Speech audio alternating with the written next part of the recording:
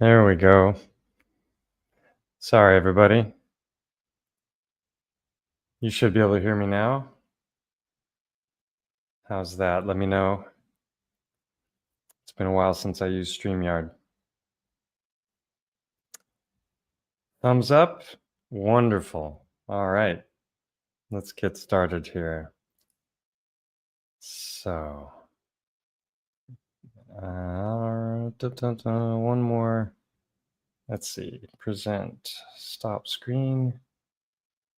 So, you should be seeing my book cover. Is that correct?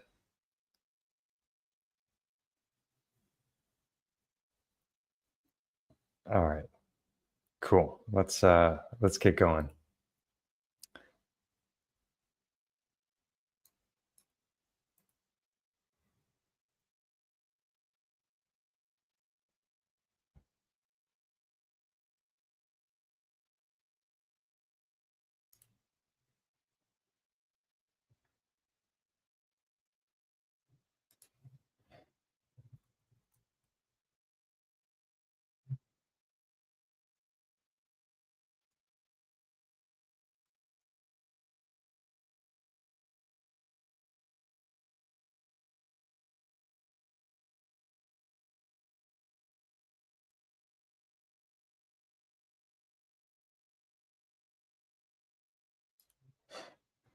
All right, just me here. Hold on one second. Let me share my screen.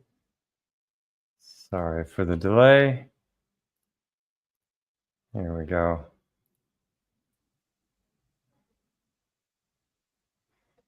Now you see it. Cool. All right. So let's go to just that. All right, a 1, a 2, a 1, 2, 3, and...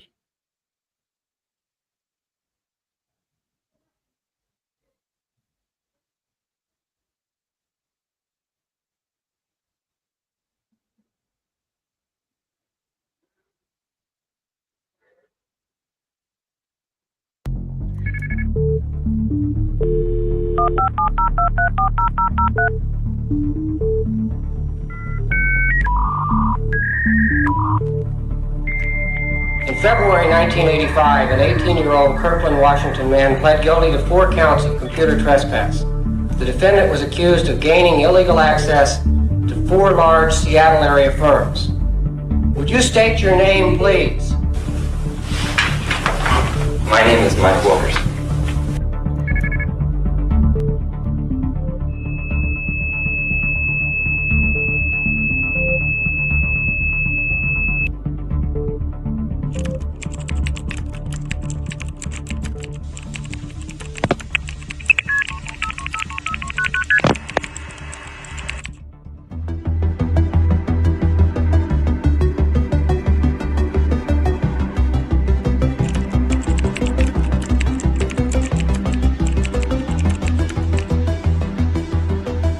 Usually they have the way it's set up is you dial in on one line and it calls you back on another so that you can't. It's supposed to be the ultimate security.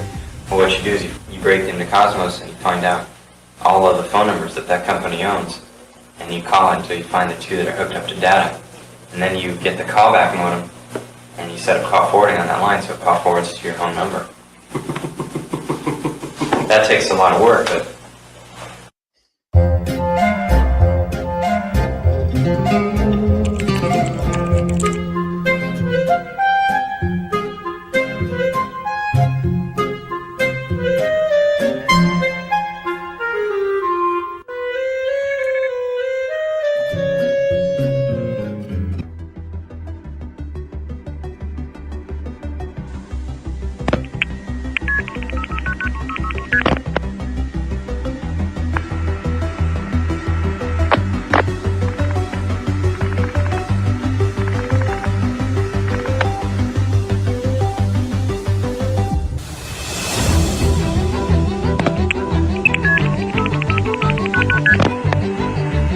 having been caught, you have this invulnerable feeling. You just don't think you're going to get caught. You ask any hacker out there that hasn't been caught yet if he thinks he's going to get caught, and he'll tell you no.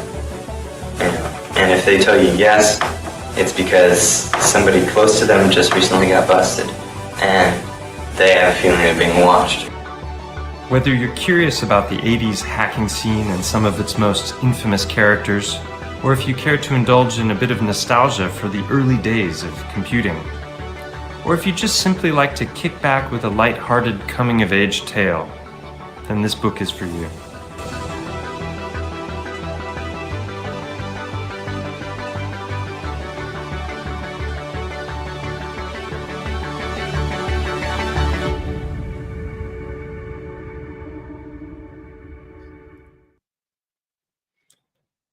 So, hi everybody.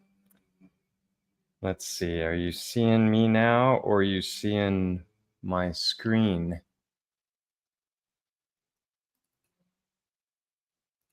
Let's see here. You should see me. Howdy. All right. So, welcome everybody. This is a fun day. It's the official launch party. The book launched a month ago on my birthday, but I was traveling a lot in the month leading up to that. I was in Australia for a speaking engagement, and then after that in Serbia, and then in London. And I missed my flight coming back from London. Stupid circumstances. There were two flights with the same destination, same airline, and more or less the same time, and I got them confused. So I ended up sleeping on the floor in the airport and getting back much later than I had thought to, because I had originally planned to do this stream on the 17th of September, but I just got so busy getting back to work and with the clinic after having been gone so long.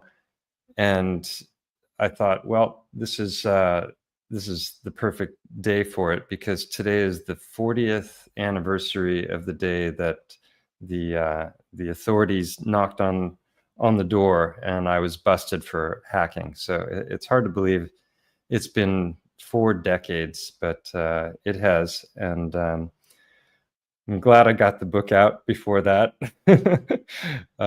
It's been a long time coming, and a lot of work went into it. There were 3 different revisions, complete rewrites, and I had it professionally edited and proofed and formatted. So it's a very nice finished product, and I'll tell some stories about some of the synchronicities that happened that were exciting, as far as the book cover and the preface and things like that. So yeah, wow, where to begin?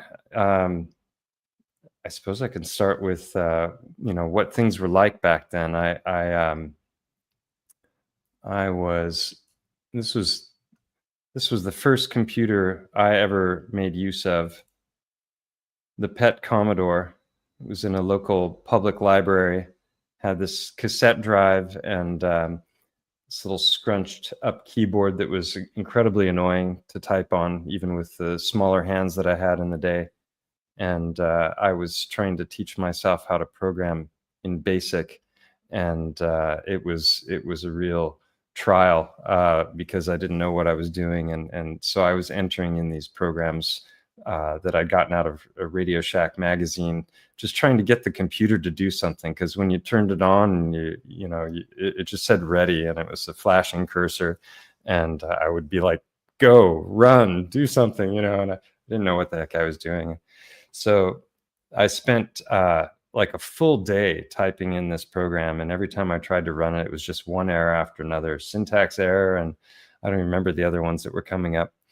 And I figured, okay, I'll finish the work and come back the next day. But what I didn't anticipate was that they were going to turn off the power in the library, so all of my work was gone, and I didn't know that I should have brought a cassette tape with me in order to be able to save the thing. So live and learn. But that was the first computer I used. This was my first modem, the Hayes microcoupler 300 baud modem. It was the most exciting day I could remember when that thing finally arrived. And for people who don't have any idea, how how slow that modem was. You're basically looking at text just flowing by at a very slow rate, slow enough to read. A couple of years later, the 1200 baud modems came out, and they were just too fast. It was like, oh, it doesn't need to be that fast. I can't keep up with it. And it's funny to think of fiber optic speeds nowadays where you can download a movie in seconds. So we've come a long way since then. This is what it sounded like when it connected.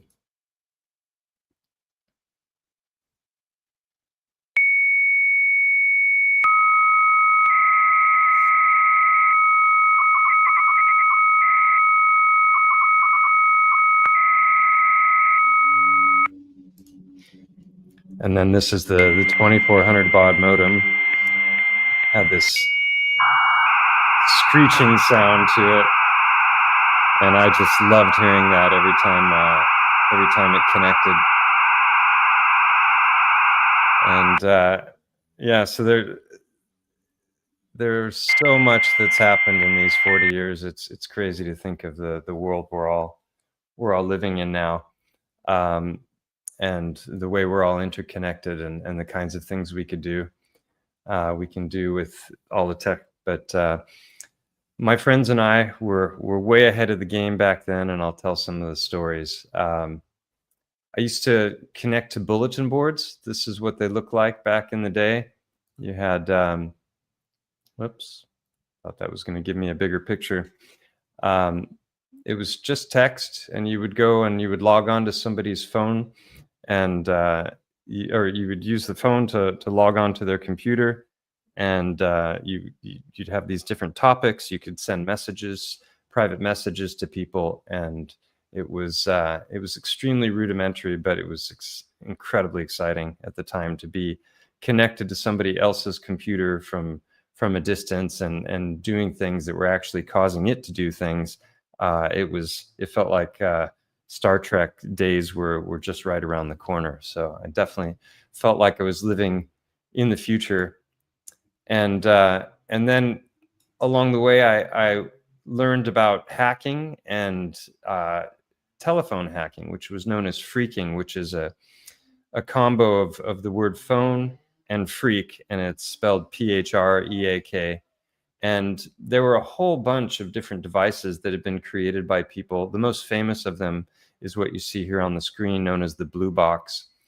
And what was so unique about these boxes is that they reproduced the tones that were used by the telephone network, the same tones that the telephone operators were using in order to connect international calls and to break in on lines for emergency interrupts or conference calling. All these kinds of things were all controlled in the background by the telephone computer system, and it was handled by these multi-frequency tones. So once people kind of figured it out, they started creating devices to reproduce those tones, and it allowed them to do things like if you blew the 2600 hertz tone, it would knock telephone operators off of their trunks, and the trunk was their line that they were using, and they had no idea what you'd done. They just went on to their next customer. But we were able to make use of that line as if we were operators using these blue boxes. And ironically, there are stories that have been told by Wozniak and Steve Jobs, the founders of Apple, that that Apple wouldn't have existed if it wasn't for the blue box, because Wozniak was the first one, I believe, to digitize the blue box and to shrink it down to a much more manageable, portable size. And they started selling these things. I don't know what they were selling them for, but you can see here that one of the original ones is worth about $100K right now because they're such a collector's item. And I have no idea how many they made, but they took that money and they parlayed that into Apple computers and created the Apple I, and then the Apple II, and the Apple II Plus. And so Jobs has said on more than one occasion that Apple would not have existed if it hadn't been for the blue box. So just a fun little bit of history there when it comes to the whole idea of hacking both computers and computer networks. A lot of the people who've heard my story and have seen this movie assume that it was modeled after me because of the age I was at the time that I was busted. This came out in 1983, and I was busted in 1985. So it's actually impossible that it would have been made about me. But there were some similarities, and I definitely identified strongly with the David Lightman character in this movie.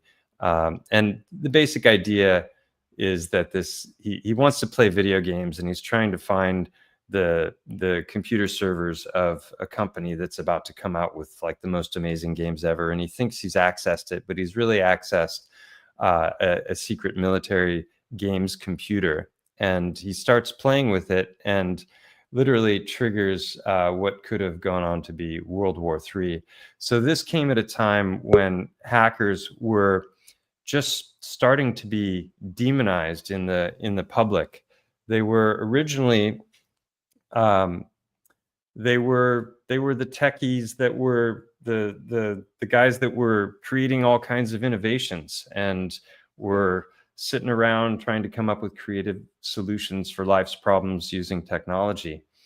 And so the word hacking always had a positive connotation until around this time period, in the 80s when it started to change, largely due to the propaganda, the things that were coming out in the media.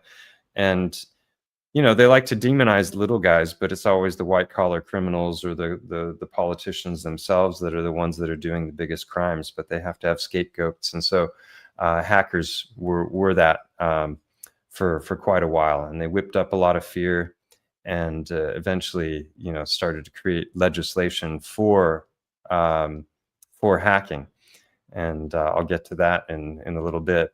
So along the way, I started to connect with hackers in different parts of the country. I learned how to make phone calls for free and start to game the telephone system. And then eventually found my way onto some of the secret boards that were being run by different hackers. For the most part, they were on the East Coast. And I started to develop friendships with them. And one of the tools that we were using, aside from the bulletin boards, were these things called the Alliance Teleconferencing System, which was a system that was put in place for corporations and probably politicians and different larger organizations that needed to have these conference calls with lots of people and multiple lines. And so Alliance was how people were doing that back then. And of course, the hackers had figured out how to make use of the system themselves for free. And so we were doing all kinds of late night calls and it was like a big party line. There could be as many, I don't know what the max was, but anything above 20 became completely unmanageable because people were just, they would get crazy. And you could dial in other numbers. So we would use those not just to communicate with each other, but also to like hone our skills when it came to things like social engineering and figuring out how to glean information from people that they weren't supposed to give you by just being clever. And so we would do that. We would call in different companies or people at the telephone company or and prank calls as well. And it was a real hoot to do this. I was probably 13 or 14 when the first time I got on one, and maybe a little, yeah. The years are blurry, but yeah. So we lost my train of thought. Thinking about years. So we would be up all night on these calls. There were times where I fell asleep, next to the handset, and then I'd be woken up later because people would like be wild and shouting or something, and I'd be like, oh, I'm still on the call.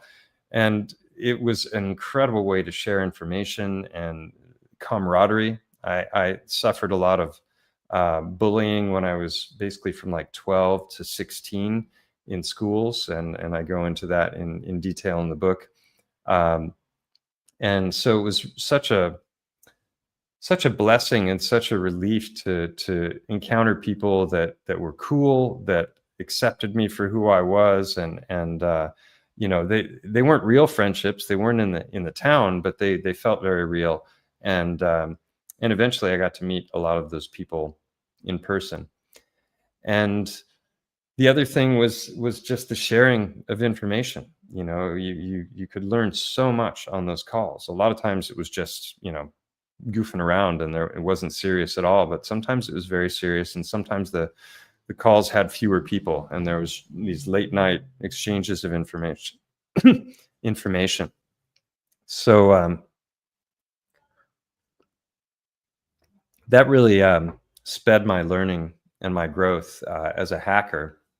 And so by the time I turned 16, I was deeply involved with some of these hackers on the East Coast, and one of them offered to fly me out to New York City, and that was a bizarre experience. That there's a few chapters in the book that cover that, and while I was in New York City, he took me sightseeing. We went to the top of the World Trade Centers, and we went to Times Square and saw a play on Broadway. Originally, I thought it was going to be a play called Brighton Beach Memoirs, which we saw, but I thought it was starring Matthew Broderick. So I was really thrilled about maybe getting the possibility of meeting him after the play. But instead, he had a stand-in, another actor who went on to do a lot of movies, named John Cryer. And then along the way, we were walking down the streets and went into a vintage clothing store. And in the clothing store, I saw this guy. His name is Michael Chambers, also known as Turbo.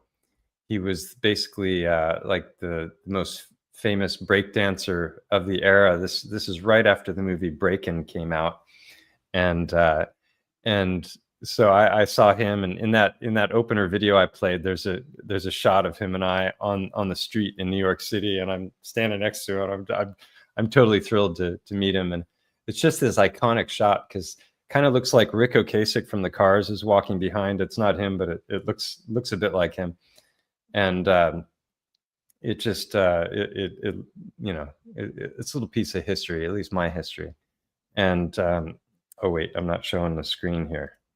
There we go. This is the guy I'm talking about. He was the dude that knew how to. He had the moves. So funny. In some of these little GIFs, you can actually see the strings that the broom is hanging from. So things are a lot more sophisticated when it comes to breakdancing now than they were back then. But you know, this is what it looked like in the era. Yeah, so that was Turbo. Just fun to meet him on the streets, and that trip was pretty remarkable. I got to meet a couple of people who I was close with, and then I'm not going to go into the details because I don't want to ruin some of the more exciting chapters of the story. But eventually, I ended up in Seattle, which is where I was eventually busted, and it wasn't until many years later when I was starting to do some investigation for the book to see if the facts that I had in my head were actually accurate, that I came across this publication known as Frack. It's only had 72 editions or issues, but I was featured. My bust was featured in let's see, in this. What is it here? It is Frack World News, I think part 2, and it talks a little bit about the demise of the Sprinter. Sprinter was my handle at the time, and it was chosen for the wrong reasons, but you'll have to read the book to find out more about that. Yeah, and this is a really interesting publication because it really chronicles that time period, the 80s hacking scene in the most amazing way, because they were interviewing each other, they were posting all kinds of articles on how to do things. They had these frack profiles, which were basically just interviews with the top hackers of the day. So it wasn't until years later when I was researching for the book that I really came to understand that these guys that I had been hanging out with, that I considered to be friends, were literally the top hackers of the era. And yeah, so close some of these things here. So war games, modem sounds, bulletin boards, Pet Commodore. That's really how it all began for me. And a lot of people wonder what I was up to, why was I trying to get into the computers? And it wasn't about the data that was on the computers. It was really about the computers themselves. I just wanted to make use of these systems that otherwise I would never have had access to, because they were just way out of my price range. So yeah, so I got into them. Learned all kinds of different ways of doing that, and I talk about them all in my story. And so just to give a heads up, I'm actually going to read the first chapter of the book in a little bit, and then I've invited people in. Actually, I'm going to post a StreamYard link here. Let's see. So basically, my only request is that people who are going to make use of this link have like read at least a portion of the book or the whole book. And I'm gonna, at the end, I'm gonna invite in some people and just we can just talk about it. So let's see. I need to get the link for everybody. Where is it? I should be able to get it from within StreamYard, but I'm not seeing where to do that. Oh, here we go. Copy. So here is the link for those of you who've read a portion or all of the book. And yeah, so let's see, what else do I want to talk about? Just tell some stories here. It was funny, a few days ago, I posted that little preview video for the book, and someone called me a Fed. It's confirmed now. I'm officially an agent. They're playing the long game with me. 40 years for my coming out party, and it involved setting me up for 15 years in private practice as a chiropractor in Spain. So it's kind of a silly notion, but people want to believe what they want to believe, and you can't stop them from doing that. So yeah, let's see. Some of the most famous hackers of the era, people like Kevin Mitnick. He was considered by many to be the most famous hacker in the world. There was another guy named Kevin Poulsen, who both of them lived in California, and they were both contemporaries of me, but I never knew them personally. And Kevin Mitnick, they really raked him over the coals. When they finally caught him, they put him into, he went to prison for 5 years. I think he went in on 2 different occasions. And when Kevin Poulsen went to prison, the prosecuting attorney on his case convinced the judge that he was so dangerous that he could access a telephone and could potentially bring about World War III just by whistling into a telephone, whistling tones. That's how ridiculous the story was. But they either just wanted to teach him a lesson, or the judge was stupid to believe such a thing. But they ended up putting him in solitary confinement for something like 9 months, because they couldn't have him in the open spaces where the other inmates were, because they were concerned about him accessing the telephone that all the other inmates had access to, because they could make collect calls to dial their loved ones from inside prison. So he ended up spending 9 months in prison and then got out and continued doing the stuff that he was doing, and eventually got caught again and spent another 4 years, I think, in prison. And it was really, they were demonizing hackers and to a very high degree. And the sentences were just off the charts for first degree computer crimes after 1986 were 5 years in jail, maximum sentence per offense, and up to $20,000 fine. You'd lose your voting privileges. You couldn't be in the military. You couldn't have firearms because of the felony conviction, all for just getting into another computer. Even if you didn't steal anything while you were in or damage the computer or their data, you still, were you were such a threat. So there's a man who's no longer alive. He was a former CIA agent, I believe. His name was Robert Steele, and he once described hackers as the Minutemen of the digital era. We live in a time now where government oversight is just beyond imagining. Orwell would have looked at, if someone wrote a book called 2025 and Orwell looked at it, he would have been terrified. 1984 was nothing compared to what we're already experiencing and the kinds of things that are rolling out. And so I think Robert Steele might be right on that ultimately, when it comes to that kind of overreach and these massive tech giants in the hands of nefarious people who are just interested in power and not interested in the betterment of humanity or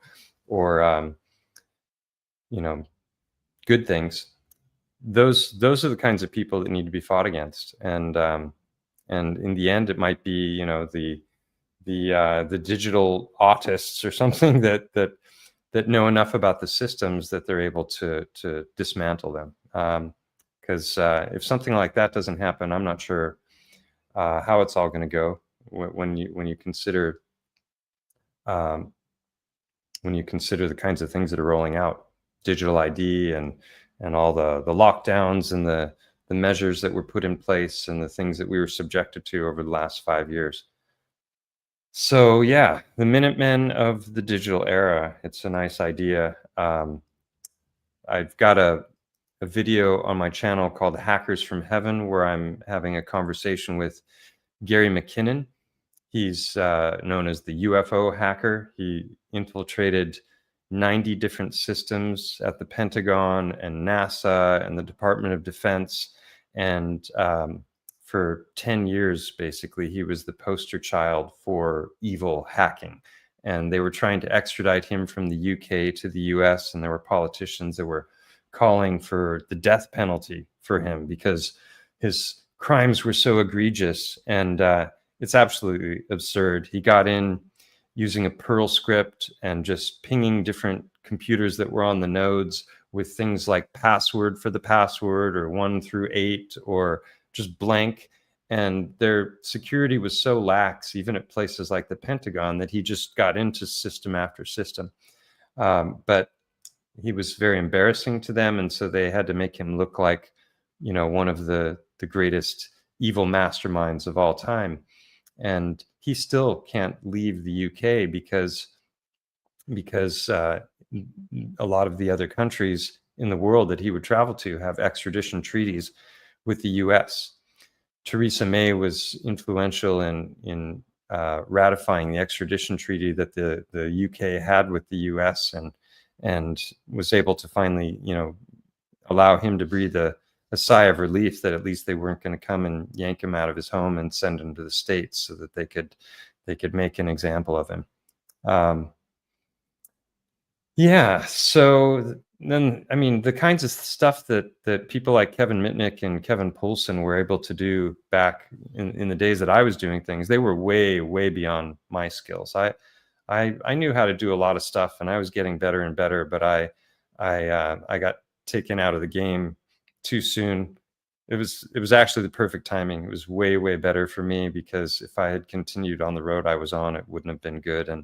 And my morality was becoming sketchier and sketchier because the power that it's really like having a superpower, hacking, because you can access so much information and do things that other people wouldn't even dream are possible.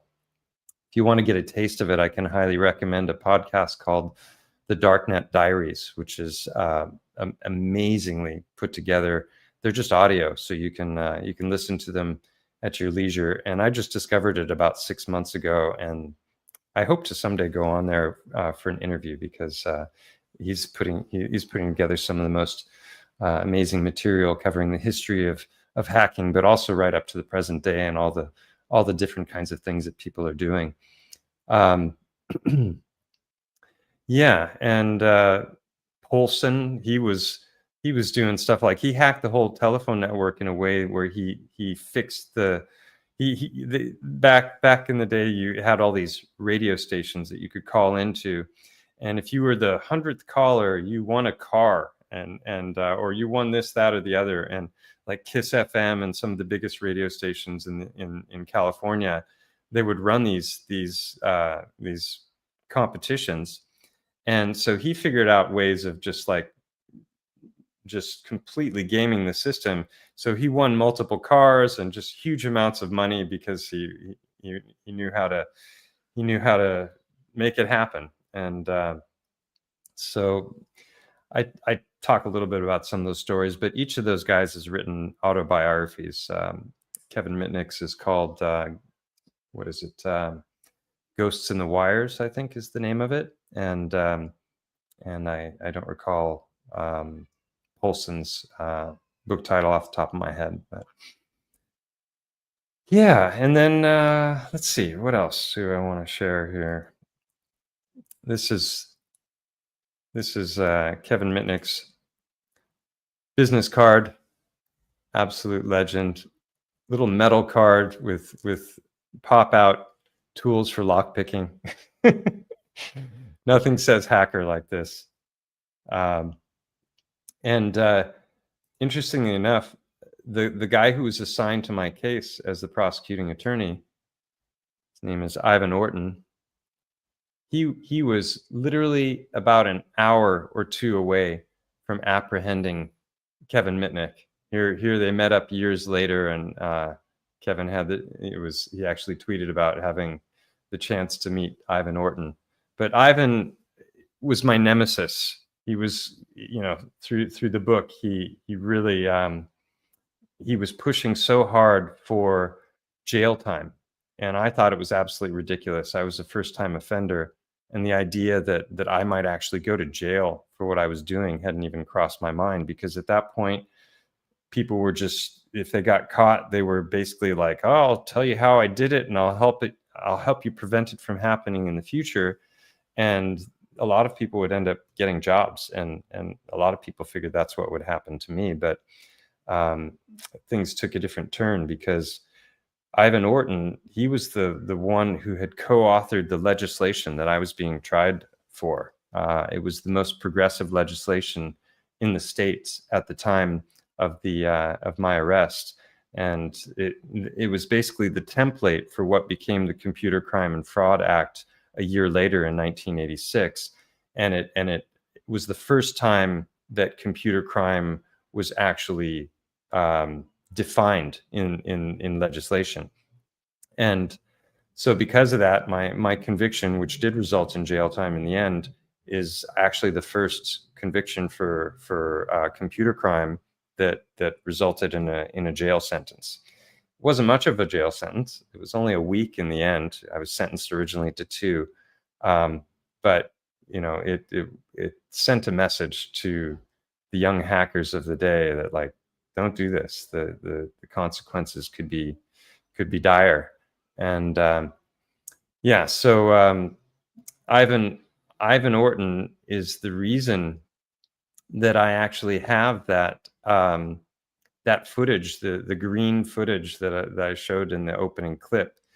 That was part of something that I agreed to in the plea bargaining, which was to do an interview with law enforcement and the heads of security for the companies that I'd broken into, and also I think the Secret Service and the FBI was there. Like two of the intelligence agencies had people present. So they grilled me for a couple of hours, and unfortunately, most of that footage was corrupted on the old beta cassette. But I struck up contact with Ivan Orton after 35 years. I had never given an interview. I'd never told anyone about my story except, just in private with friends and whatnot. And Ivan was just absolutely thrilled to hear from me, because he's like, I always wondered what happened to you. You just disappeared. I never gave interviews. I didn't write the book until, it didn't publish until last month. And so we had these really long email exchanges. He wasn't able to talk because Parkinson's had damaged his voice box so severely. But he was like, hey, you remember that interview you did? And I was like, of course. I wrote about it in the book. And he's like, I think I still have that video. And so he went and fished it out and digitized it and sent it to me. It was just unbelievable to have this this time capsule. It was basically the only video from my youth, because they weren't so common back there. I mean, back then people, got the big VHS cameras eventually, but it's pretty much the only footage I've got of my youth. So yeah, so Kevin Mitnick. What else? Let's see here. We've got that one. And then, oh, this is a place I mentioned a few times in the book. This is a coffee shop that was called The Last Exit on Brooklyn. People who are older and either live or lived in Seattle would probably recognize the spot. It was, I think, the second oldest coffee house in the US, and it was just this epic place that I met a lot of interesting people at, and had an incredible menu. And for people who knew it, this would totally bring back some fond memories. So actually, I'm going to bring in a couple of some of my friends are here, and just talk with you guys briefly here. Wait, let's do it like that. I don't know if let's see. Try saying something. Catch you guys off guard. Surprise you. Hey, this is Dan. Hey, Bob. So I'm talking. Yeah, it's been a while. Yeah. So just to tell a story, Dan and I met back in, I don't know, what was it, 87 or something, or 89 in Hawaii, and we've been friends ever since. And he actually went into the computing world, whereas I didn't, and had a career as a programmer. And yeah, so how you been, Dan? You're in Colorado. I'm doing really good. It's pretty exciting to be here. Am I coming through clear enough? Yeah, you sound great. Okay. Yeah, I was living in Maui, I think, around the time that you were there. It's kind of interesting. We hadn't passed that point. Eventually we did and became friends. And I do remember that was a good time. I lived in Maui for like 7 years. But I did just wrap up a 21-year career in IT, so I got to be really familiar with computers myself as well. But I loved your book. Everyone's saying there's echoes, and I'm not sure what to. Oh, it's probably because I'm screen sharing, maybe. No, okay. Let's see. I'll stop the screen share. See if that helped things. That should make it better. Sorry, I didn't catch the last thing you said. I was just saying that I did read your book, and I enjoyed it very much. And I found it fascinating around the times when you were in Maui. I was in the area. I mean, we must have walked by each other because there weren't, there just weren't that many people in Maui in the 80s. And but of course, we did eventually meet, as I guess expected. But yeah, we were both in the same area, enjoying some of the same activities. I think I went to the same places that you were going to. So yeah, and just a little side story that has nothing to do with the book or hacking. We both had the dream of being pilots and flying, and so it was actually in a conversation with you where we were sharing some of the dreams that we had, flying dreams that I decided that I was going to study hang gliding. And so I got back to California, and as soon as I got the money together, I was learning how to fly, and I did that for nearly a decade before I moved to Europe. And so if it hadn't been for that conversation, I'm not sure if it ever would have occurred to me, or I would have, had the guts to go do it. But pursued my dream, and I was so frustrated with the fact that I couldn't have flying dreams whenever I wanted that I decided I was going to try and do it in reality, and I did. And I have another book. I have another book I'll write just about my hacking adventures, and my hang gliding adventures. So you may remember, but I was there when you were learning. You would carry it up manually, up maybe 2 football field lengths, and then you would get in the queue with the other guys, and then you would jump off and you would go down a football field length or 2, and you would do that over and over. And that's how you learn, right? You never more than 20 or 30 feet off the ground. And yeah, I was on that hill watching you do it, and I was very impressed when we had talked about it in Maui, and then you made it happen. I eventually chickened out and did not learn it, and so very impressed. And you, of course, did the cross country trip where you brought your hang glider with you on top of your bus, and you drove around hang gliding around the U.S. Yeah, I came and visited you in Colorado Springs, Boulder at that point. Yeah, that was an incredible trip. I did a 6-week loop of the Western United States and flew in Montana and New Mexico and California. I didn't get to fly in Colorado. I was hoping to, but I guess the conditions weren't right. I think we went up one day to somewhere near Colorado Springs. Oh, let's see. I can see your inflow in the chat, but it says device is not connected, so I can't bring you in. So Bob, nice to see you. Bob and I know each other through chiropractic. He used to live here in the town I live in Spain. I still miss my sessions of. Yeah, some people do remote healing, but I'm not so proficient at remote chiropractic. I might have to develop that school. It's strange that you both mentioned flying, because I took flying lessons as well, and I had visions of flying along the coast in Bognor with a banner out the back, having a great time. Someone who owned quite a large company in Bognor Regis in Sussex. His son had his private airstrip out the back of the factory, and he used to go flying about all over the place, looping the loops over the sea and everything. He did. He unfortunately took a little bit too low one day and smashed himself to bits on the rocks outside. But hey ho, there you go, living on the edge. Definitely. Yeah. So you heard me talk about this book for a few years, and I finally got around to finishing it. And what did you think of it when you read it? It's great. It's a great book. I didn't want it to end.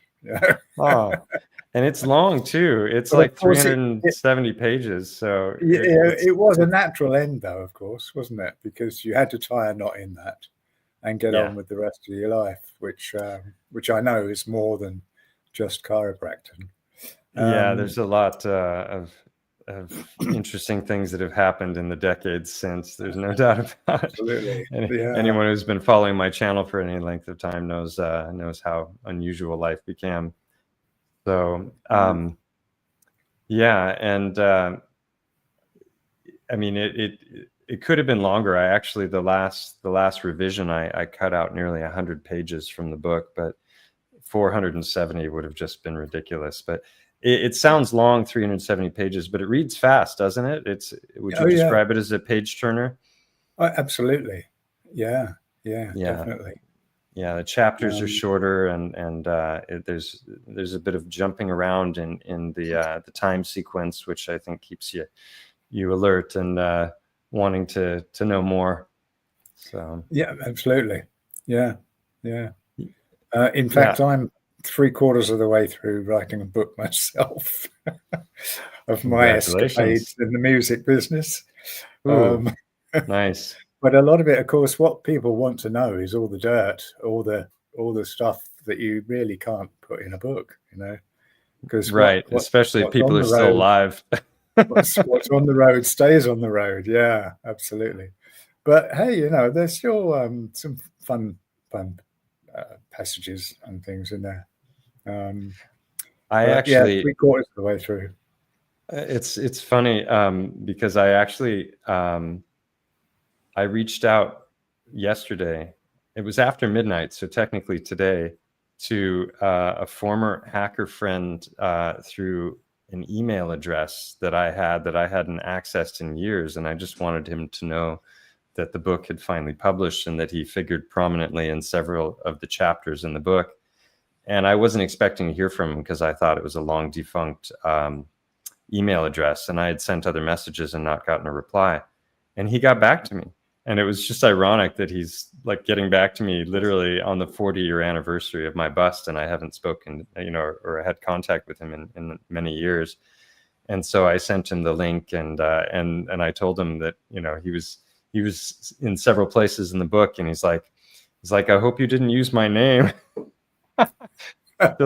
Still Yeah. paranoid after all these years. It's weird synchronicity, though, isn't it? There's a lot of that going on at the moment. Yeah, there's a lot of that going on. Yeah. So someone just said there's echo, but I think they're further back in the timeline if they popped in later.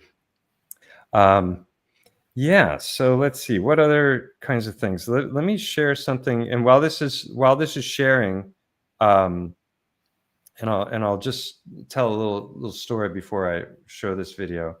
While this is sharing, that you just don't talk because it'll be an echo when I'm screen sharing. But so one of the things that happened for my sentencing, apart from having to do that interview that I did and the jail time and other things, is I got a bunch of community service that I had to do, and that for that there was a man who reached out to the judge who had seen me on television. His name is Kenneth Wooden. He was the founder of the National Coalition for Children's Justice. And this was a foundation that had been created to spread the word about the trafficking of children. And this is going back to 1986 when I had the very first conversation with him. And basically there was nothing in place on a national level for trying to track down children who had been abducted and had gone missing. And it was, atrocious that even with computers in that day, that there was no follow-up. Like if someone took a child across state lines, they were gone, right? Because there was no interstate cooperation of the authorities. And the extent of what they seemed to be doing to try and track down these children was basically putting photographs of missing children on milk cartons and scaring all the children each morning, with the possibility of being abducted while they had their morning cereal. And so this man was watching television and saw me coming out of the courtroom and learned about my court case on the evening news. And he got the idea of like, wow, what if I could, get young hackers with really great skills to assist me in building a computerized network for tracking missing children. And obviously I've written about all this in the book. So he called me up after communicating with the judge and then with my attorney. And we had this amazing conversation. And like I said, this is 1986, and he's introducing me to some pretty heavy duty concepts. This whole idea of satanic ritual abuse and not just the abduction and the trafficking, but all the horrors that were being perpetrated on these children. And he made it clear to me in that very first conversation that it was being done systematically, and that there was a coordination. It wasn't just lone psychopaths that were entertaining their fancies. There was a much more systematic thing that was happening, and so so that was an eye opener for me, and it's been very interesting over the last. Sorry, I got distracted by the chat. There we go. That over the last decades, that information that he shared with me 40 years ago, roughly, is still very much applicable today. And there's been so much that's been exposed between what the Vatican was doing and people like Jimmy Savile in the UK and all of the people he was connected to that were covering it all up, and the whole Epstein thing with the island, and it's really the beast has reared its ugly head, and it's hiding right in plain sight, and people are getting this information on a regular basis. Well, I had already become aware of this stuff back then in '86, and so I'm just going to share a clip where I reached out to Kenneth Wooden after 35 years, and these are just some statistics here. Let me share my screen again.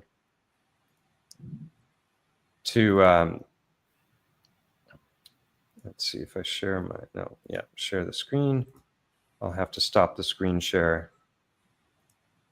if you guys are going to talk, otherwise there'll be an echo.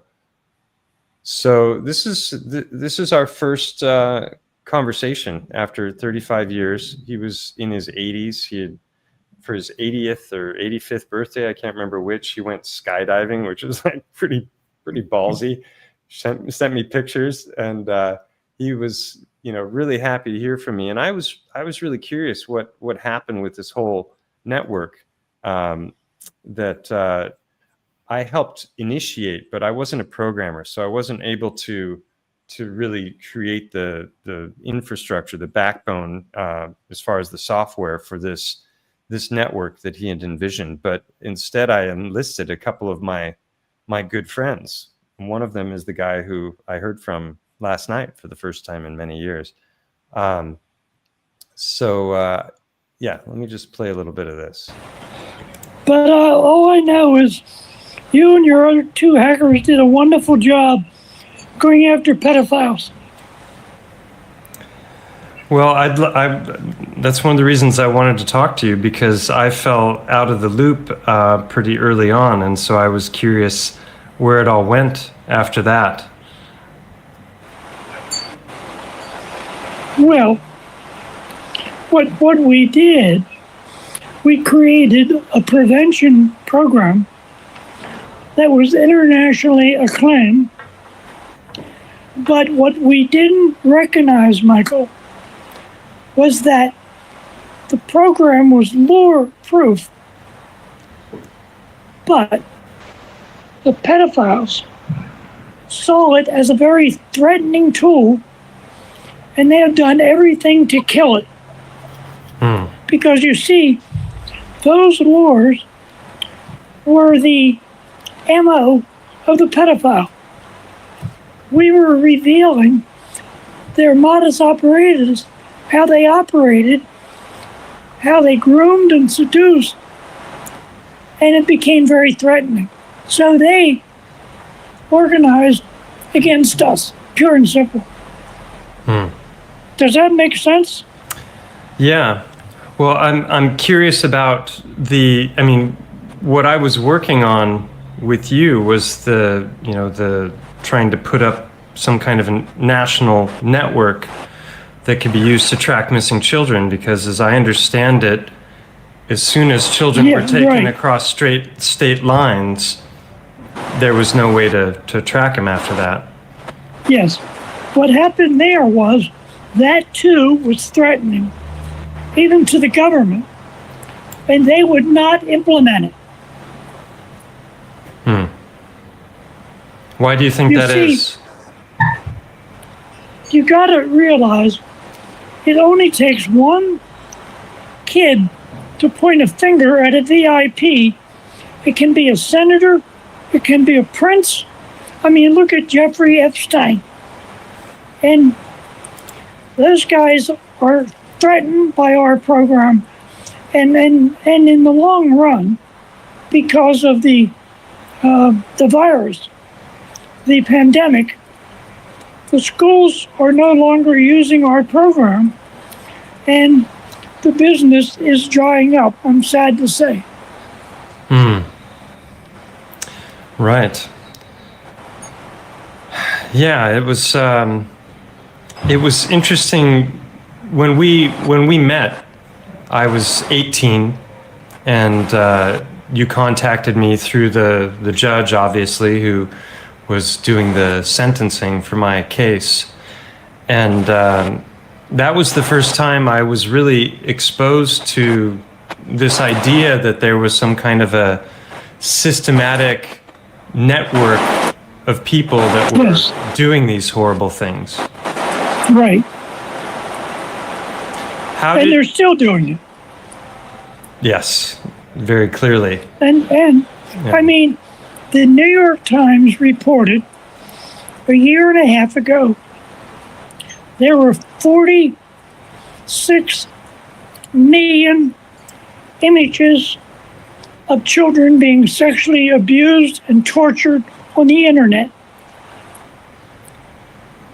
This was high tech revealing to the public 46 million images, Michael. And the government hasn't done a friggin' thing. Yeah, well, I would say that if we've learned anything over the last 5 years especially, it's that a lot of the force behind this is coming from very high up in both government and potentially royalty. Yes, absolutely. Yeah. But yeah, and so he wrote a book called Child Lures, Crying in the Playtime of Others, and he talked about his program no longer being utilized after COVID rolled in. And I don't know exactly why that happened, but for a long time they were in schools and they were trying to educate children about, the risks and how to spot potential predators and that sort of thing. So his organization it still exists, the National Coalition for Children's Justice. And then towards the end of our conversation, I asked him, like, what happened with this network? Because I walked away from hacking entirely after I got busted, and I was not I wasn't going to go back to it because I knew that the risks were too high if I were to get if I reoffended. And so I fell out of the loop with him as well, and I wasn't involved in tech.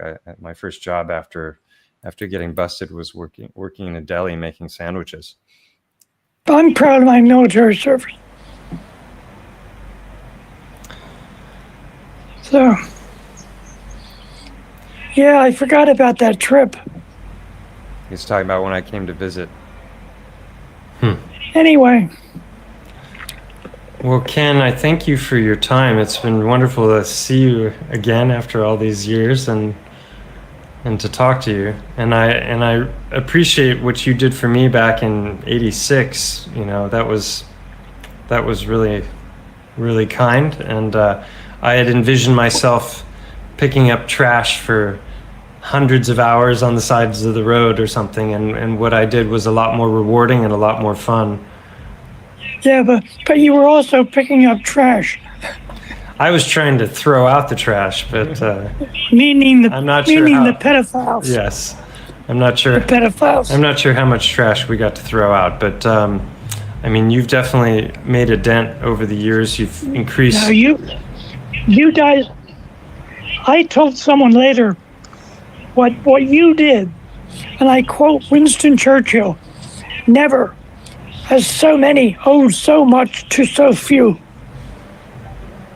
And that's what you did. And then the time you got Nixon on the phone, be sure to put that in your book. People get a kick out of that. You told me about this, and I honestly did not remember until you talked about it in an email. It kind of reminds me of a story of back when Steve Wozniak and Steve Jobs were, before they founded Apple, they were selling blue boxes to make money. And blue boxes were these devices that allowed you to basically hack the phone system so that you could do all of the different things that a telephone operator would do.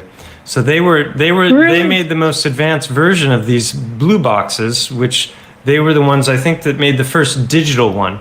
And so they were selling those on the side, and that's where they got the money to found Apple. Oh, I didn't know that. And so one of the stories that Steve Jobs liked to tell was a time when they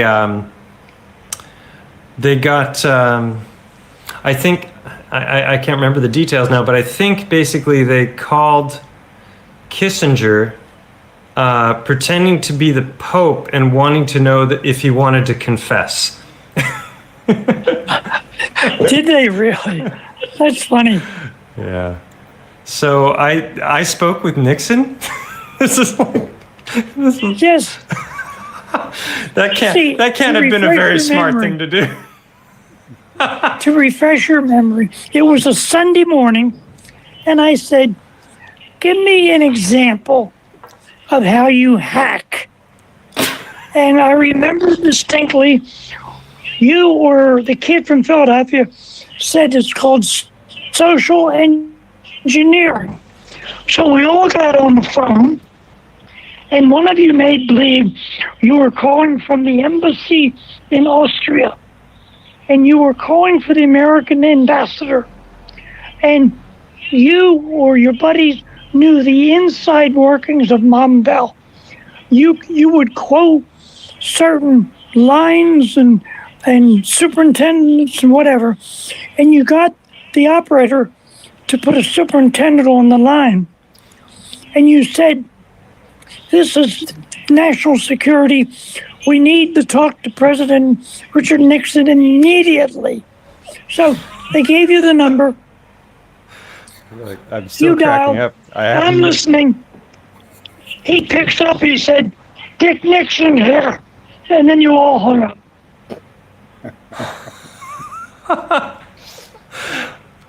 That's the damnedest thing I've heard in a long time. How do you forget something like that? I'll take your word for it. Yeah, that was funny. I had no memory of having done that, but he remembered details about it. So must have been something to it. I don't know. So pretty wild, huh? I spoke to Nixon once. Who'd have thought? Yeah. So There's a claim to fame. Yeah, I'm not sure how much of a claim to fame it is, but yeah. So he was a really awesome guy. I got to stay with his family for a week, and a couple of my friends came and we brainstormed. And then because I wasn't a programmer, I fell out of the loop, and so I've got to pick my friend's brain now that I'm back in contact with him and hear what he had to say about how all that went. Programming's not easy, is it? I just never felt for it, you know. It was too frustrating, too many details. I preferred other things. And Kevin Mitnick, the hacker I talked about before, he once said that the weakest link in every security system is the human element. So if you're good at hacking people, you don't have to be a computer programmer and a hacker of tech, because you can get them to just let you in, to whatever you want, if you have a silver tongue, as they say. I think hackers maybe get confused with the guys who write virusware. Yeah, They're put in the same box, aren't they? I think to a certain and extent. there are different kinds of hackers.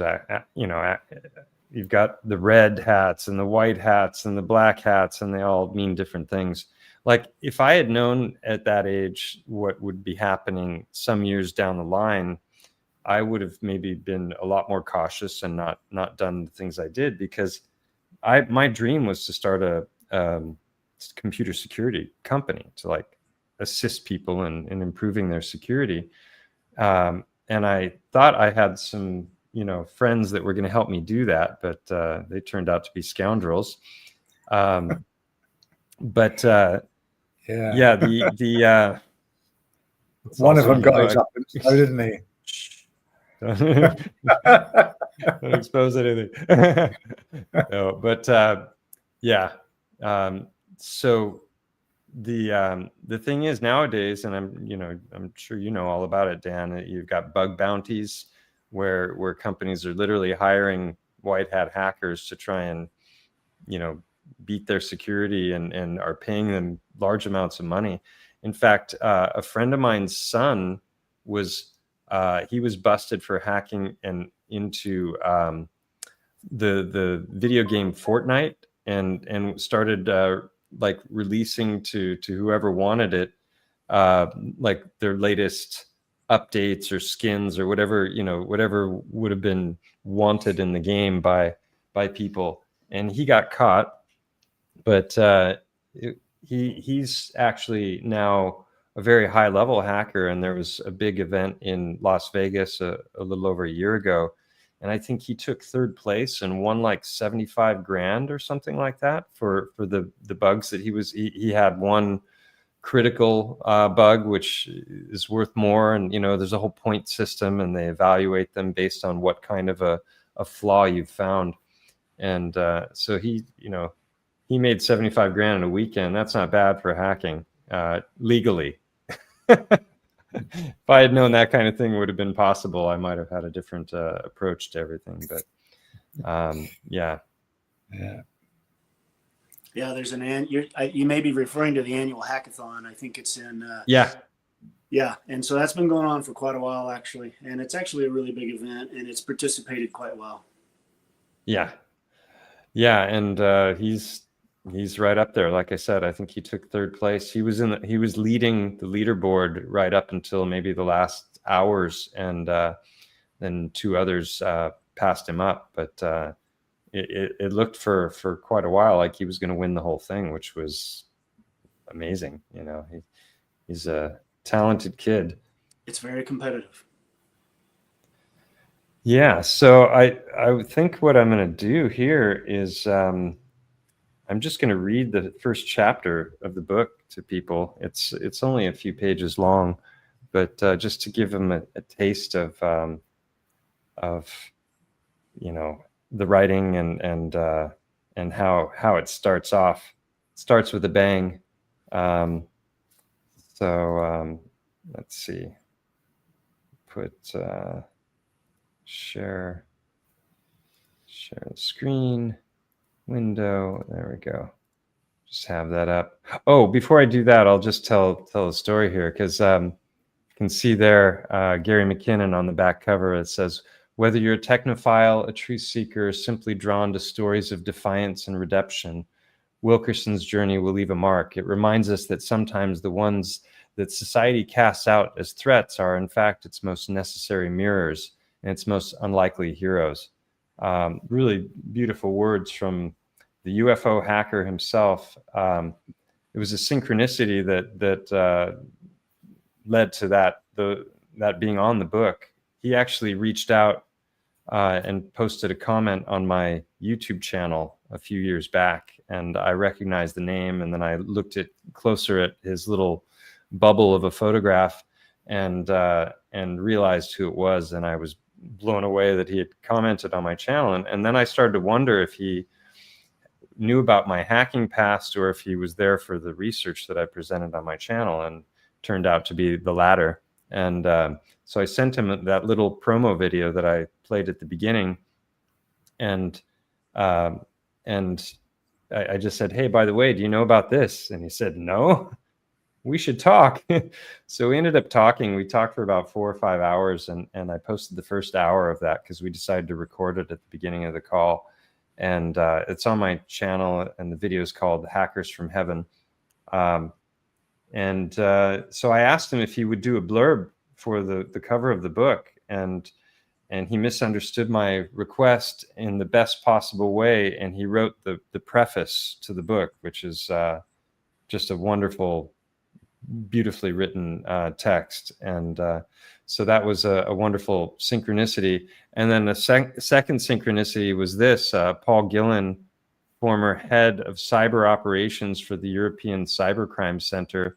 He was the #1 guy for fighting computer crime in all of Europe. And he came into my practice a few summers ago as a patient on vacation, and wrote IT security on his intake form. And I struck up a conversation with him about it, and was laughing because I was like, oh, I got a little bit of a background in that myself. And he said, oh, really? And I said, yeah, but I was on the other side. And he said, you were a hacker? So it was wonderful to have his input on the book as well. And I've had a number of really great things happen as far as like the leaflet page. Let's see, where is here we go. Yeah, so some real legends have had really nice things to say about the book. Let's see here. Gary is there. Michelle Bousquet, she has a podcast called How Hacks Happen. It's a great podcast, as well as the Darknet Diaries podcast that I mentioned before. And Stephen Young, now a good friend and author of an amazing book himself, A Fool's Wisdom. I highly recommend this book to everyone. Very entertaining read, and just filled with all kinds of knowledge, as is this man's books. Mark Gober, his most recent book is called An End to the Upside Down Cosmology. He's written 7 books, and he's one of the most brilliant people I've ever known. And so he had some things to say. And then Adam Jackson, a good friend who used to live here in Javia, he's published and sold, I think, about something like 15 million books worldwide. So really honored to have had these guys say some really awesome things about the book. And so let's see. I'm actually going to change it on Amazon so people can see the table of contents and maybe even read the first chapter. But let me bring this down here and see if I can do this well. Let's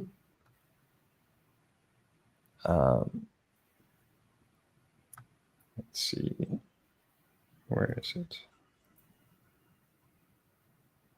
All right, and everyone can hear me fine. I'm guessing no comments about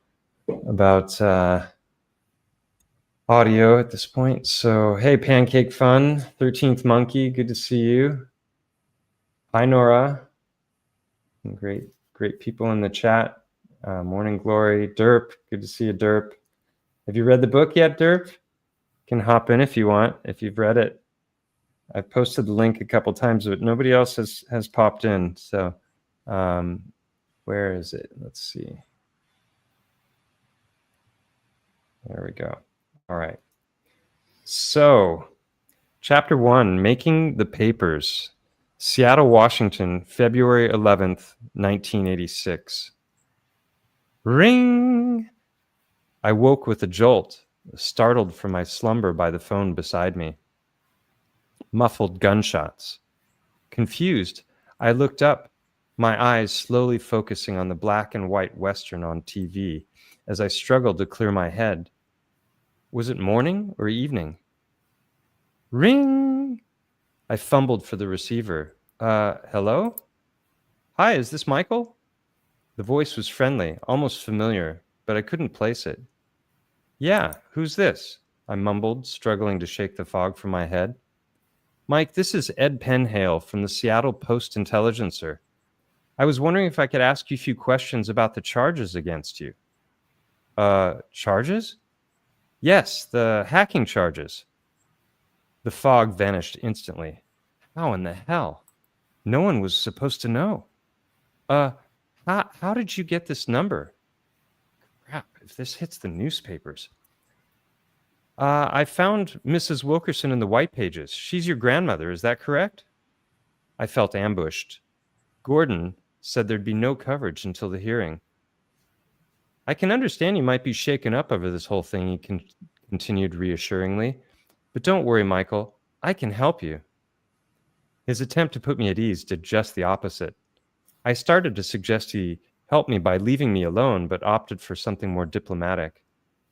I appreciate your concern, but if you really want to help, you'll need to talk to my attorney, Gordon Jones. His number is also in the book. Have a nice evening. Wait, Michael? Yes?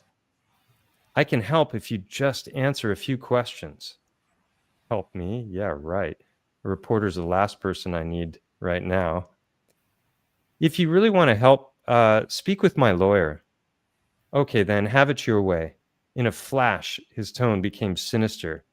You had your chance, he sneered. I hung up the receiver, my hand recoiling as if bitten. Did he just threaten me? I looked at the time. 5:45. My hands trembled as I dialed Gordon's home number. Hello? Hi, Gordon. It's Mike. I'm sorry to bother you at home, but I just received a call from a reporter at the Post-Intelligencer. He was asking me questions about the case. I thought you said Orton wouldn't go to the press. Yes, Orton agreed he wouldn't go to the go public until the hearing, but this didn't necessarily have to come from the prosecutor's office. Court reporters routinely skim through court documents looking for interesting cases. You know, rich and famous caught drunk driving, that sort of thing. Now that the documents have been filed, your case is public record, so it's impossible to avoid attracting attention. Gordon, the reporter kept saying he could help me. I told him to contact you, but when I wouldn't answer his questions, he turned cold and said, you had your chance. It freaked me out. Can he do anything to screw things up? I wouldn't worry about it, Michael. He was probably just trying to spook you. You did fine. In any case, I think it's best you come in first thing tomorrow morning and we can talk some more, okay? As I hung up the phone, I felt a new wave of paranoia. Was he worried the line was being tapped? After a mostly sleepless night, I hopped on the bus headed for downtown Seattle, still shaken and worried about Penhale. The bus crawled across the Evergreen Bridge, a 2.5-mile floating platform spanning the width of Lake Washington.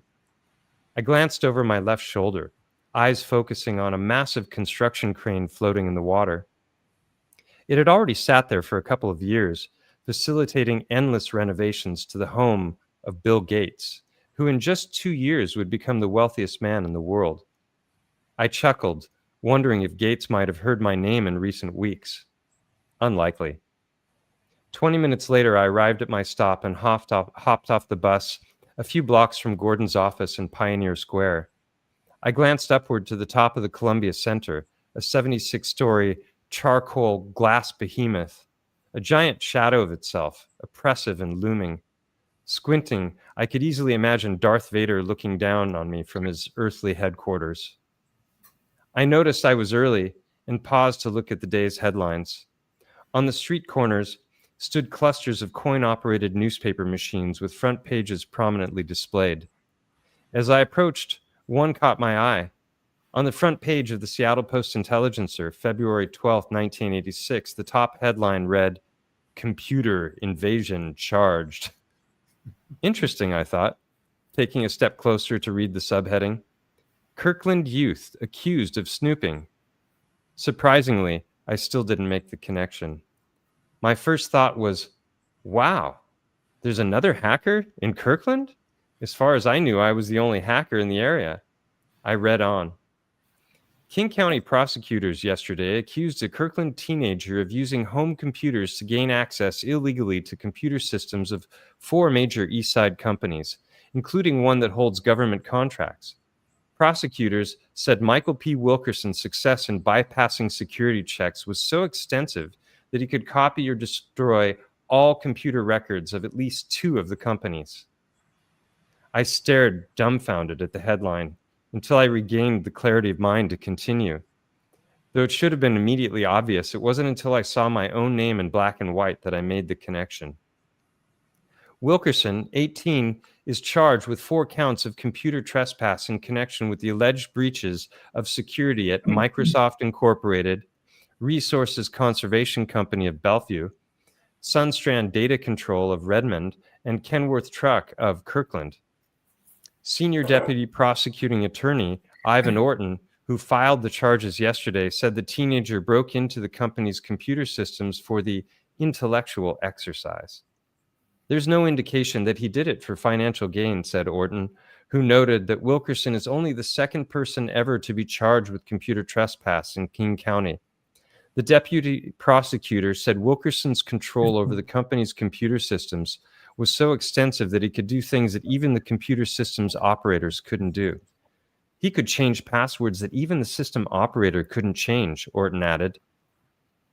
Oh my God, this can't be happening. I stepped back from the newspaper racks, reeling. I glanced around, half expecting to see a crowd of people pointing at me. Hey, isn't he that hacker kid? Then I realized there was no picture. So how would anyone recognize me? I glanced at the next machine. The Seattle Times had run with the headline, "Computer Whiz Charged with Trespassing." And to my left, the Journal American read, "Kirkland 18-year-old accused of break-ins." I could hardly grasp it. The story was front-page news on all of the papers. With a peculiar mix of shock and excitement, I fumbled into my pocket for coins, grabbing copies to show Gordon. With an armful of papers, I ran the remaining 3 blocks, arriving out of breath. His secretary greeted me kindly and showed me in. Gordon sat behind a large, hand-carved mahogany desk in a spacious, cherry wood-paneled room. The main light source was a short classic lawyer's lamp, its green glass casting a pleasant glow in the dimly lit room. He looked up, smiling as I entered. "Well, hello, Michael," he said, seeing the newspapers, and added, "I see you've been catching up on the morning news."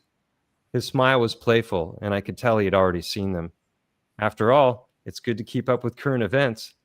"Yeah," I said, holding back a smile, "and the current event seems to be me. So much for keeping this out of the press." I spread the papers across his desk. He glanced at them, still smiling. Realizing he didn't seem the least concerned was a relief. "Gordon, it's on the front page of every paper." He clasped his hands behind his neck and leaned back in his high-backed leather chair to ponder for a moment. Yes, it was quite a surprise for me, too. I had no idea they'd make such a fuss. A fuss? This seems like way more than a fuss. What do we do now? I was concerned the unwanted attention might interfere with the plea bargaining process and that my chances of leading a normal life after this were quickly diminishing. Then again, I'd never been particularly interested in normal. And truth be told, the whole thing was quite a rush. After all, it wasn't every day articles about me littered the front pages of major newspapers. Still, I wasn't about to admit to Gordon that I found the whole thing exciting. It was the thought of jail that brought me back to my senses. Gordon had already made it clear that the prosecuting attorney had only one thing in mind for the case: jail time. Gordon glanced back at the papers, the green glow of the lamp reflecting in his John Lennon-style glasses. "I think the best we can do for now is lay low for a bit." "What do you mean?" I asked. "Well, the arraignment isn't for 9 days. Between now and then, I doubt there will be any new coverage. Then we'll go to the courthouse and enter a plea of innocent." "But I've already confessed." "True, but we can change the plea any time within 60 days. In the meantime, with some luck, the novelty of the story will wear off and the media will lose interest." "But what will the judge think if I plead innocent and change my plea later? Won't it look bad?" Not at all. This is a common tactic used when buying time to build a case. Plus, it'll give us some leverage. How so? The innocent plea will look to prosecutors like we plan to go to trial. Also, Orton knows you most likely aren't guilty of the charges they brought against you. I'm not? Not at all. You see, they've charged you with computer trespass in the first degree, which is entry with intent to commit fraud. To get a conviction, they'd have to prove you planned to commit other crimes after entering the systems. Based on all you've told me and my conversations with Orton, it's highly unlikely they could prove you had any motives beyond mere entertainment. So you'll plead innocent to the first degree offense, and after completing the plea bargaining, we'll enter a guilty plea. I doubt Orton is interested in this going to trial. He's likely looking for a quick victory. Okay, and what do I do in the meantime? Well, for now, you can sit tight. On the day of the arraignment, we'll meet outside the courthouse. My secretary will let you know when and where. Thank you, Gordon. One last thing. I don't think we can trust Orton. He said he wouldn't go to the press, but it had to be him that leaked this. How else could it be on the front page of all the newspapers on the same day? Huh, you got a point there, Michael, he chuckled. I'll keep it in mind. I left the office with a mixture of shame, pride, thrill, and dread. I passed another cluster of newspapers, shaking my head in disbelief as I caught sight of the headlines, and then again hopped on the next bus, headed home to Kirkland. The bus made its way once again across the floating bridge, and I looked again at what little I could see of Bill Gates's home. Well, if you hadn't heard of me before, I'll bet you know who I am now.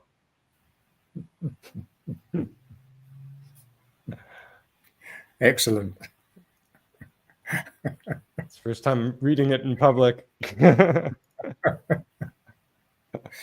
Mike, I've got to go. It's been great talking. Thanks for dropping in, Bob. And hopefully I'll get back to Javier at some time. But look me up and nice to meet you, Dan. Come in for an adjustment. Good to meet you as well. See you later. Cheers. I don't know how to come out of this. There should be an exit button there somewhere. Bottom center. I can remove you from the chat anyway. Take care, Bob. Thanks for joining. Yeah. Hey, Stephen Young in the chat. Hey, bro. Yeah, I'm going to do the audiobook. Hopefully I'll get to that in the next month. I don't think there's anyone who could read it better than me. Made a few errors there. I tried to be perfect, but nobody's perfect, right? So let me just share a couple more pictures, and then I think I'm going to bring this thing to a close here. So let's see. We got some. Saw the headlines in the opener video, but this is the one that I saw that was front page. Can read it. I'm just going to skip through them, but this is the. Let's see. That's the cover. There we go. And hey, Paul. Nice to see you. Understanding Conspiracy, great channel. I recommend it. He's also an author himself. He wrote a book called The Nephilim Look Like Clowns, which is a very interesting book. And let's see. There we go. So just to put a face to a name, this is Ivan Orton. Seems like a nice guy. I didn't think so at the time. Turned out to be a friend, and it's interesting how things work out.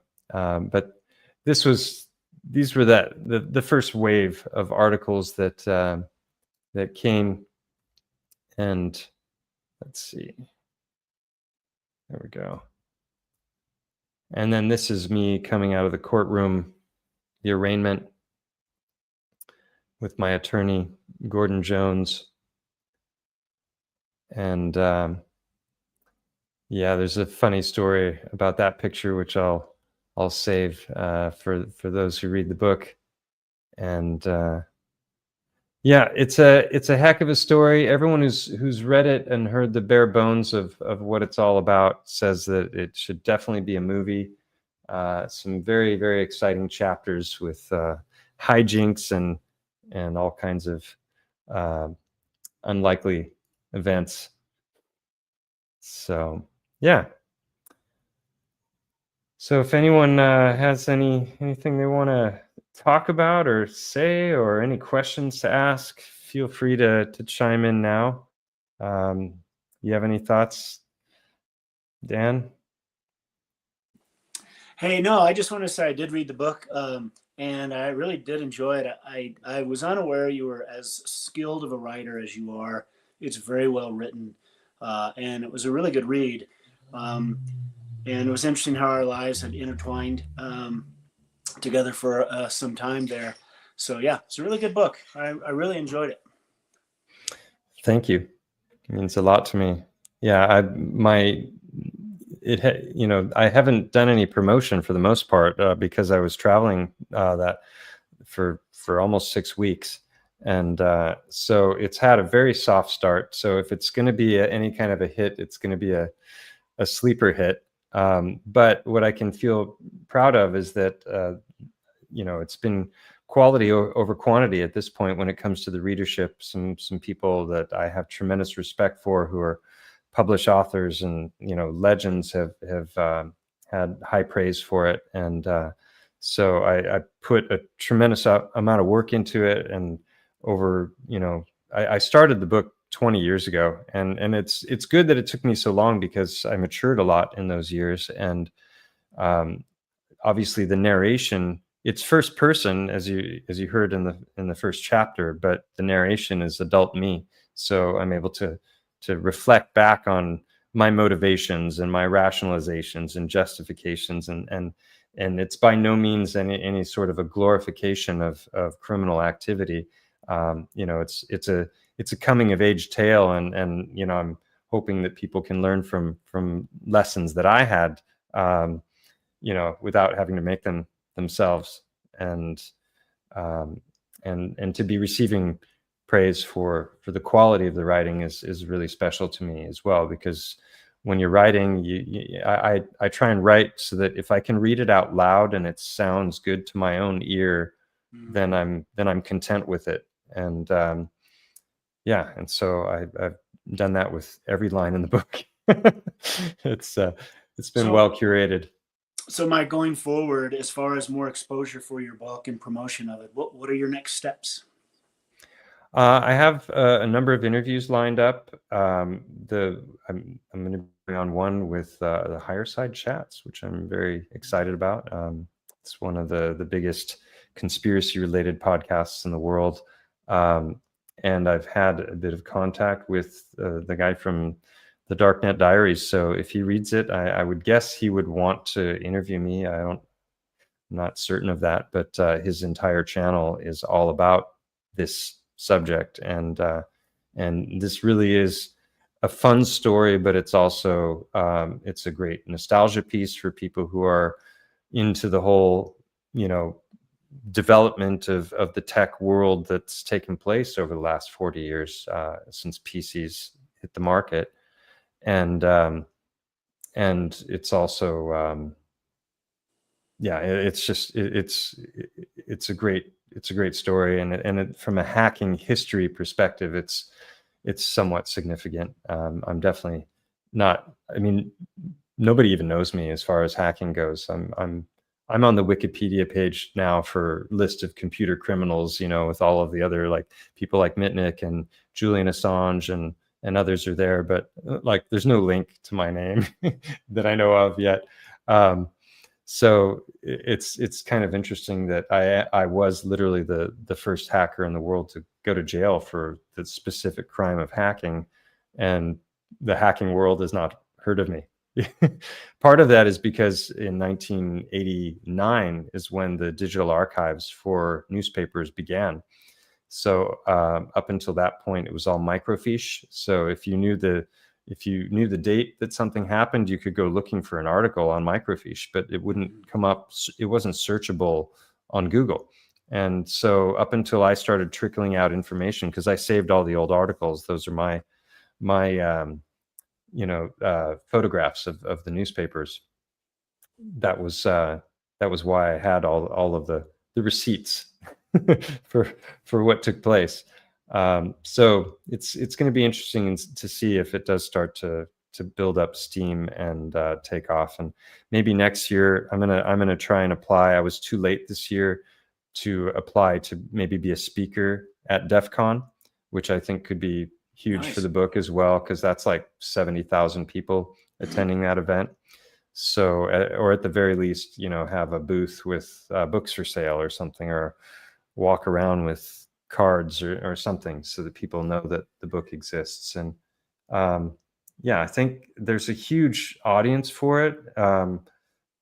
It's just I'm not big on promotion, and I've never been big on sales and that sort of thing. So ideally, I should have like a team helping me or something, but all that costs money that I don't have, and I've already spent a load just getting the book to a finished product. So we'll see how it all goes, but hopefully it'll have an organic growth, and then I'm also going to work on a screenplay, and maybe it'll someday be turned into a movie. So we'll see. So you sent me an early draft, which I read the whole book, but 4 or 5 months ago, I was unable to put a review on Amazon. Is it now available on Amazon at this time? Oh yeah, it's available. In fact, the link is in the liner notes for this video. So actually, when you search on it's Amazon, in Kindle. Your book title is quite unique. So when you search for it on Amazon, it comes up right away. That's great. It wasn't doing that initially, and I was like, "What the heck is going on here?" No, I could find it. But, I just couldn't purchase the book or leave a review. But yeah, that's good to know. Awesome. Yeah. Yeah. So I think let's see. Is there a preferred place to buy? Amazon is the only place. I haven't set it up. It's just living in Spain. Most of the audience for the book is probably in the U.S. or Australia, or it's the English-speaking countries at this point. I'll eventually translate it into Spanish and possibly other languages, but for the time being, it's just Amazon. It's on all Amazon platforms, and if I were to try and send them out from here, the import taxes are crazy, and the cost of shipping. So it would more than double the price of the book. So it's just not worth it. So for those who want autographed copies, at some point, maybe our paths will cross in real life and I can sign it. Yeah. So I'm just looking here through the chat. Able to listen while driving. Good. Forget it. Let's see. I'm just going back here a bit, see if I missed anything important while I was reading. Oh, Dan popped out, so it's just me now.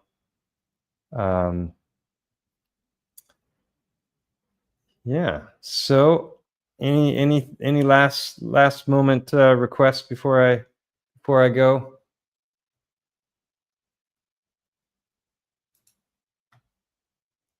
If not, I will.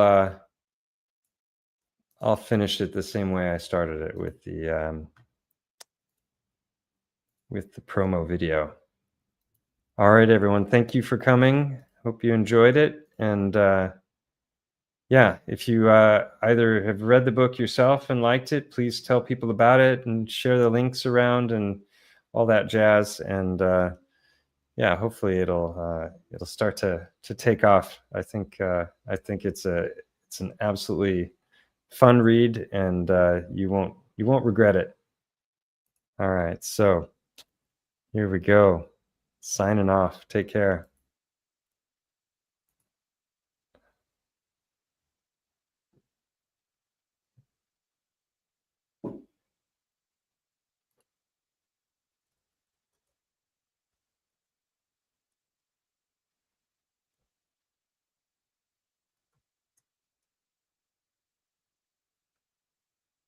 Uh-oh.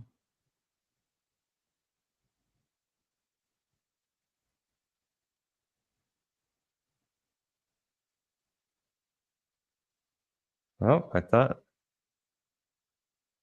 Yeah, huh. I clicked on the wrong thing. I had closed it already. Well, never mind. If you want to see what I was going to just show you, go back to the very beginning because it's at the beginning as well. Hey, Eugenie. Good to see you. All right, everybody. Peace, love, happiness, and until next time, take care.